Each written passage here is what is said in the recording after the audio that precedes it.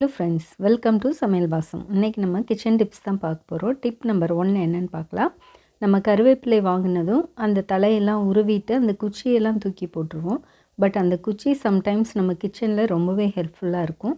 அந்த டைமில் குச்சி இல்லாமல் தேடுவோம். ஸோ கருவேப்பிலையை உருவி ஸ்டோர் பண்ணிவிட்டு இந்த குச்சியெல்லாம் நல்லா ஸ்ட்ராங்காக இருக்க குச்சியை மட்டும் செலக்ட் பண்ணி இது போல் சேர்த்து ஒரு ரப்பர் பேண்ட் அல்லது நூல் போட்டு கட்டிட்டு தளவில் கட் பண்ணி விட்டு ஒரே மாதிரி எடுத்து வச்சுருங்க. இது அப்படியே ஃப்ரிட்ஜில் ஸ்டோர் பண்ணிக்கோங்க. ஃப்ரிட்ஜ் இல்லைன்னா வெளியிலேயே கூட நம்ம வைக்கலாம்.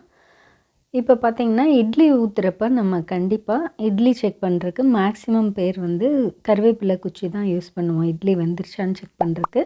அந்த டைமில் நம்ம குச்சி தேடுறப்ப இருக்காது, எல்லாமே டிஸ்போஸ் பண்ணியிருப்போம். ஸோ இந்த மாதிரி ஃப்ரிட்ஜில் வச்சுருந்தோம் அப்படின்னா ஒரு குச்சியை எடுத்து வாஷ் பண்ணிவிட்டு அதில் இட்லி வெந்துருச்சா அப்படின்னு குத்தி பார்க்குறக்கு ரொம்ப ஹெல்ப்ஃபுல்லாக இருக்கும். அப்படியே ஃப்ரிட்ஜில் ஸ்டோர் பண்ணி வச்சிடலாம். இன்னொரு டிப் என்னென்னு பார்க்கலாம். நம்ம குக்கரில் சாதம் வச்சதும் ஹாட் பாக்ஸில் அல்லது வேறொரு பாத்திரத்துக்கு மாற்றிட்டோன்னா தான் குழையாமல் சாதம் கட்டியாகாமல் இருக்கும். ஸோ சேஞ்ச் பண்ணோன்னே குக்கர் வாஷ் பண்ணுறோம் அப்படின்னா இமீடியேட்டாக வாஷ் பண்ணுறப்ப இந்த வெயிட்டில் இருக்க சாதம், கஞ்சி இதெல்லாம் சம்டைம்ஸ் கஞ்சி விட்டு வரும். அந்த மாதிரி இருக்கிறதெல்லாம் நல்லா ஊற வச்சுட்டு தண்ணி பிடிச்சிட்டு அப்போவே வாஷ் பண்ணோம்னா ஊற வைக்க தேவையில்லை. பட் நீங்கள் ஜாப் கோயிங் பர்சனாக இருக்கீங்க அப்படின்னா நல்லா ஊற வச்சுடுங்க. வந்ததுக்கப்புறமே கூட நீங்கள் வாஷ் பண்ணிக்கலாம், டைம் இல்லை அப்படின்னா. இது எப்படின்னா இந்த வெண் பைப்பில் போய் சாதமெல்லாம் சம்டைம்ஸ் நல்லா அடைச்சிருக்கும். அந்த மாதிரி அப்படியே நம்ம யூஸ் பண்ணுறப்ப தான் இது பிகினர்ஸ்க்கும் பேச்சுலர்ஸ்க்கும் கூட இந்த டிப் ரொம்ப யூஸ்ஃபுல்லாக இருக்கும். இதை அடைப்பை எடுக்காமல் அப்படியே யூஸ் பண்ணுறப்ப தான் சம்டைம்ஸ் குக்கர் பர்ஸ்ட் ஆகிறது, இந்த மாதிரி ப்ராப்ளம்ஸ் எல்லாம் வரும். ஸோ இந்த ஹோல்ஸை எப்போவுமே நம்ம க்ளீனாக வச்சுருக்கணும். அதுக்கு இந்த மாதிரி கருவேப்பிலை குச்சி வச்சுட்டு அதை நல்லா குத்தி விட்டு வெண்பைப்பு இந்த ஹோல்ஸ் இருக்குல்ல அது எல்லாத்துலேயுமே நீங்கள் நல்லா குத்தி விட்டு அதில் இருக்க சாதம் எல்லாத்தையுமே எடுத்துடலாம். இந்த ஓரத்தில் கஞ்சி எல்லாம் வடிஞ்சு பிடிச்சிருக்கும், அதையும் இது போல் நல்லா குத்தி விட்டு எடுத்துடலாம். அந்த மாதிரி எடுக்கிறப்ப உங்களோட குக்கர் எப்போவுமே க்ளீனாக இருக்கும். பயம் இல்லாமல் சூப்பராக நம்ம சாதம் வைக்கலாம். எந்த ப்ராப்ளம் குக்கருக்கு வராது.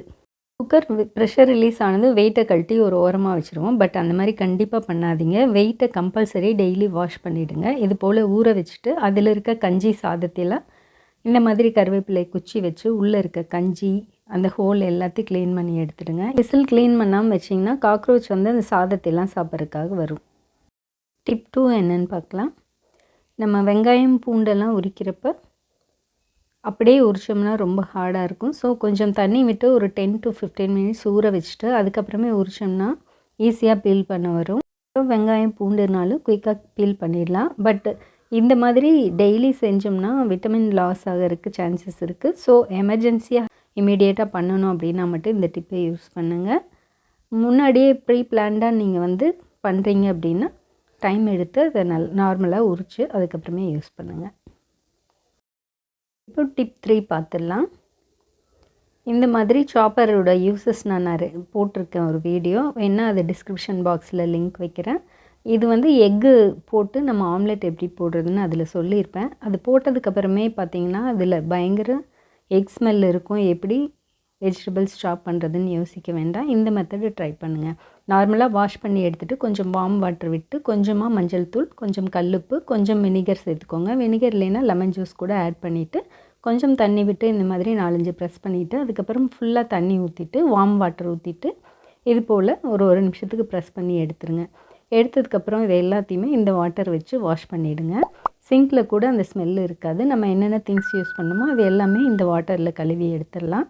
கொஞ்சம் கூட எக்கோட ஸ்மெல் இருக்காது. சிங்க்லேயும் அந்த ஸ்மெல் அடிக்கவே அடிக்காது. இந்த மாதிரி பண்ணதுக்கப்புறம் நார்மல் வாட்டரில் இன்னொரு முறை நல்லா வாஷ் பண்ணி எடுத்து பாருங்கள். எக்கோட ஸ்மெல் இருக்கவே இருக்காது. மிக்ஸி ஜார் அல்லது வேறு ஏதாவது பவுலில் இந்த மாதிரி எக்கு மிக்ஸ் பண்ணி ஊற்றிருந்தாலும் கூட இந்த மெத்தடை ட்ரை பண்ணி பாருங்கள். கண்டிப்பாக எக்கோட ஸ்மெல் போயிடும். ட்ரை பண்ணி பாருங்கள். இந்த டிப்ஸ் எல்லாம் உங்களுக்கு ஹெல்ப்ஃபுல்லாக இருக்குன்னு நினைக்கிறேன். தேங்க்யூ.